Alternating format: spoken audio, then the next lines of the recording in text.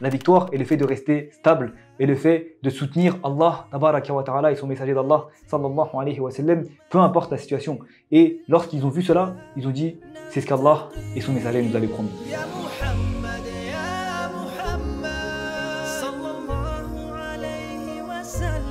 Bismillah, alhamdulillah, wa salatu wa salamu ala rasulillah, amma ba'd, assalamu alaikum wa rahmatullah.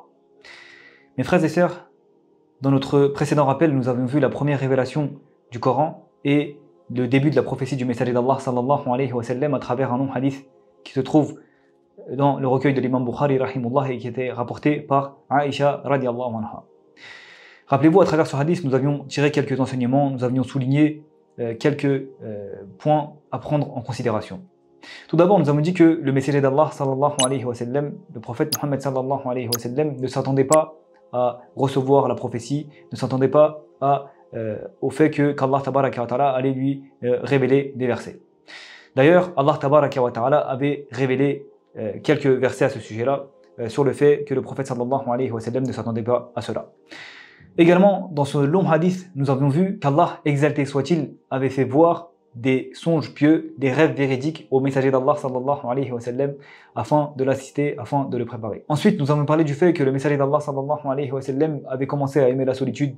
Il allait dans la grotte d'Al-Hira et c'est à une de ces occasions-là que la première révélation avait commencé. Aujourd'hui, par la permission d'Allah, exalté soit-il, nous allons continuer à tirer des enseignements de ce hadith. Parlons d'abord de la manière dont la révélation est venue au messager d'Allah sallallahu alayhi wa sallam. Jibril n'est pas venu et n'a pas dit au messager d'Allah sallallahu alayhi wa sallam « J'ai été envoyé par Allah, eh bien je te prépare à la prophétie, les premiers versets sont celui-ci, etc. » Non, il est venu, il l'a tenu fort, il l'a serré tellement fort que le messager d'Allah sallallahu alayhi wa sallam a eu le souffle coupé et il a cru qu'il allait mourir. Donc on voit qu'Allah tabaraka wa ta'ala a passé un message au messager d'Allah sallallahu alayhi wa sallam. Il a voulu lui dire dès les premiers contacts avec lui, dès les premiers moments de la prophétie, il a voulu lui dire que cette cause-là, l'islam, la cause de l'islam est une cause qui est difficile. Il n'y a pas de facilité, il n'y a pas de tranquillité, il y a de la difficulté, il faut être préparé. Il faut que le prophète sallallahu alayhi wa sallam soit prêt à cette difficulté afin que ses compagnons et ceux qui les suivent par la suite, eh bien eux aussi le suivent, le prennent pour modèle. Bien entendu, mes frères et sœurs, le Coran n'a pas été révélé pour mettre le prophète sallallahu alayhi wa sallam dans une situation qui est difficile. D'ailleurs, Allah tabaraka wa ta'ala dit « Ma anzalna alayka al-Qur'an litashqa » Nous n'avons point fait descendre sur toi le Coran pour que tu sois malheureux. Mais notre Seigneur tabaraka wa ta'ala a décidé de faire passer ce message, de montrer la nature difficile de cette cause. Et d'ailleurs, dès la deuxième révélation, il lui dit « Inna sanulqi alayka qawlan thaqila » Nous allons te révéler des paroles très importantes, nous allons te révéler des paroles qui sont très lourdes. Donc encore une fois, on voit que à la fois par la forme, c'est-à-dire le fait que le prophète sallallahu alayhi wa sallam a eu le souffle coupé et qu'il a vécu un moment difficile lors de la première révélation, et à la fois sur le fond de cette révélation, c'est-à-dire la nature, les versets en eux-mêmes, on voit que le côté difficile de cette cause-là a été souligné, a été mis en avant par Allah tabaraka wa ta'ala. Nous avions également vu qu'à la suite de la première révélation, Khadija radiallahu anha avait orienté le messager d'Allah sallallahu alayhi wa sallam et l'avait ramené chez son cousin Waraqa ibn Nawfal. Est-ce que Waraqa ibn Nawfal lui a dit « Tu es la personne qui a été choisie par Allah tabaraka wa ta'ala, eh bien tu es celui qui est annoncé dans la Torah, dans l'évangile, tu vas conquérir Rome, tous tes dissidents, tous tes ennemis vont flancher devant toi et tu vas conquérir beaucoup d'endroits, etc. » Est-ce qu'il lui a fait ces révélations-là? Bien sûr que non.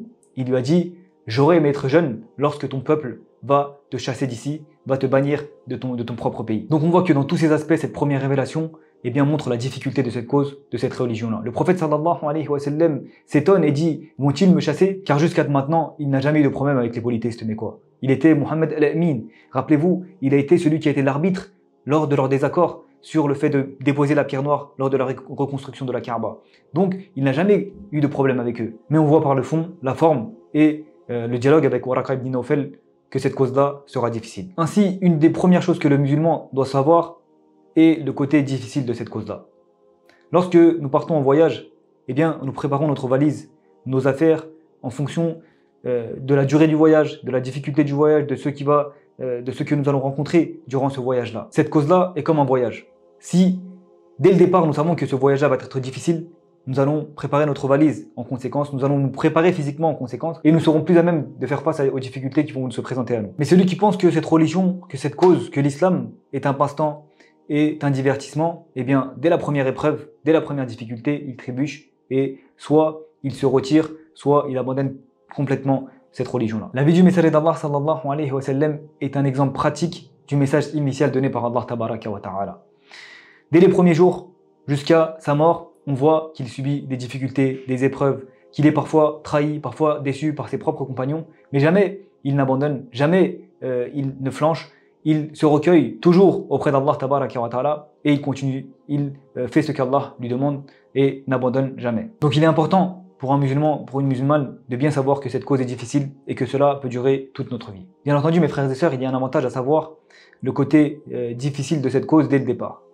Premièrement, lorsque nous savons que cette cause, que ce chemin-là est difficile, lorsque nous faisons face à une difficulté, à une épreuve, eh bien nous pourrons dire gloire à Allah, alhamdulillah, c'est ce qu'Allah et son messager nous avaient promis. Mes frères et sœurs, Allah tabaraka wa ta'ala nous met à l'épreuve, parfois à travers notre famille, parfois à travers nos ennemis, parfois à travers notre propre ego. Mais d'une façon ou d'une autre, nous sommes mis à l'épreuve, nous pouvons être dans une situation difficile. C'est seulement les personnes qui arrivent à faire face à ces difficultés, à ces épreuves, qui peuvent en sortir avec honneur. Pensons à la bataille d'Al-Ahzab, lorsque tous les ennemis de l'islam ont assiégé Médine, lorsque les musulmans faisaient face à la famine, à une crise économique, et que les Arabes s'étaient rassemblés contre les musulmans, et bien les hypocrites ont commencé à dire وَإِذْ يَقُولُ الْمُنَافِقُونَ وَالَّذِينَ فِي قُلُوبِهِمْ مَرَضٌ مَا وَعَدَنَا اللَّهُ وَرَسُولُهُ إِلَّا غُرُورًا.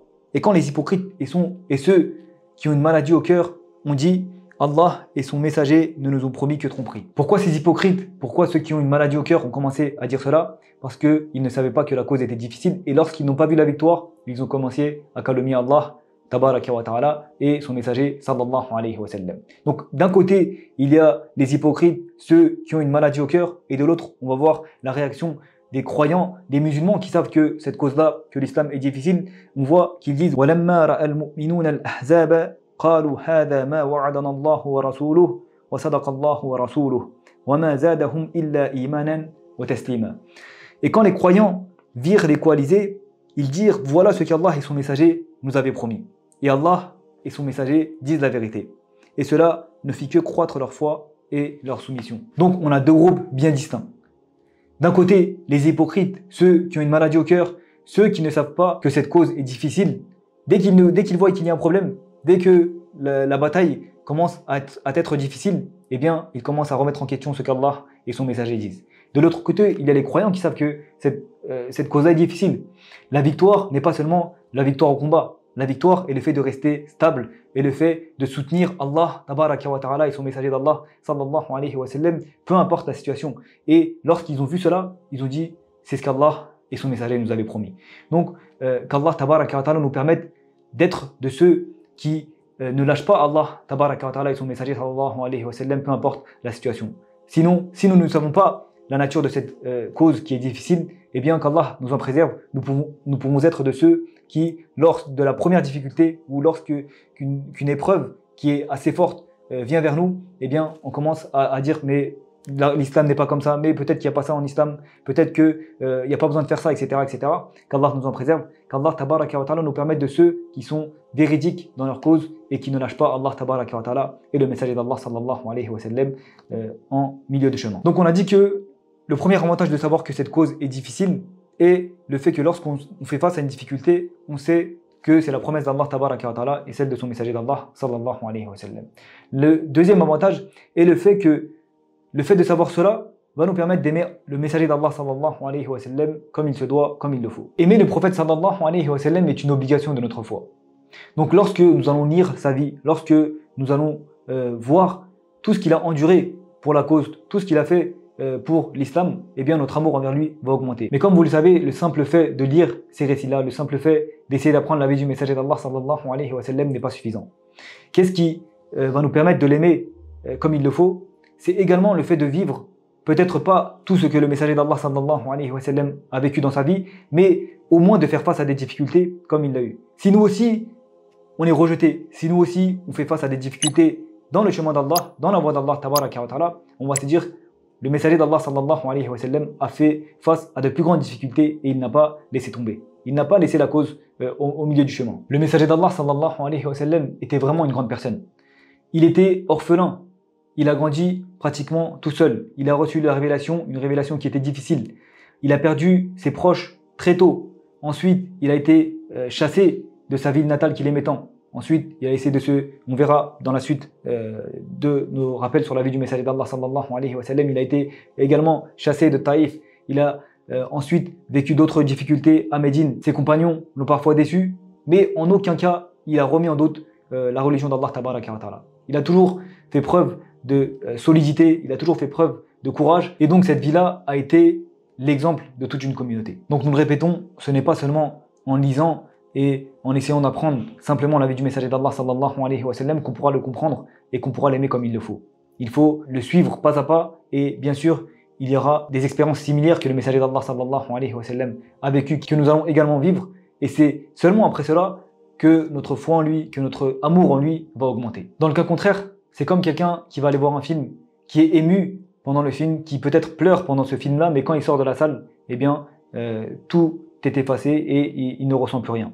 Notre lecture, peut-être que lorsqu'on va lire ce passage-là, lorsqu'on va écouter une vidéo, regarder une vidéo ou écouter un rappel sur ça, on va peut-être être affecté, mais lorsque nous fermons le livre, lorsque la vidéo se termine, eh bien nous ne ressentons plus rien et il ne reste plus rien dans notre esprit à ce sujet. Donc celui qui lit correctement la vie du messager d'Allah sallallahu alayhi wa sallam, qui essaye de l'appliquer et qui obligatoirement fera face à des difficultés, à des épreuves et arrive à les surmonter, eh bien pourra aimer le messager d'Allah sallallahu alayhi wa sallam et avoir foi en lui comme il le faut. Celui qui croit que cette religion, que cette da'wah, que l'islam, le tawhid, eh bien est seulement une vie métro, boulot, dodo et à côté de ça de temps en temps je lis un livre, de temps en temps j'écoute un rappel et je continue ma vie, eh bien il se trompe. Il se trompe car soit cette personne-là n'a pas bien compris la vie du messager d'Allah sallallahu alayhi wa sallam, la cause, ce qu'Allah tabaraka wa ta'ala demande du croyant, soit en quelque sorte il se ment en lui-même, qu'Allah tabaraka wa ta'ala fasse de nous des personnes qui